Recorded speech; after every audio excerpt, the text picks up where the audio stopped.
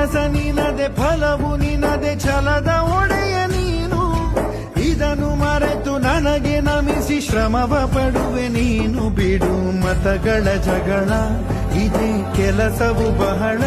ನನ್ನ ಒಲಿಸಲು ಮರುಳ ಇರೋ ಮಾರ್ಗವು ಸರಳ ನನ್ನ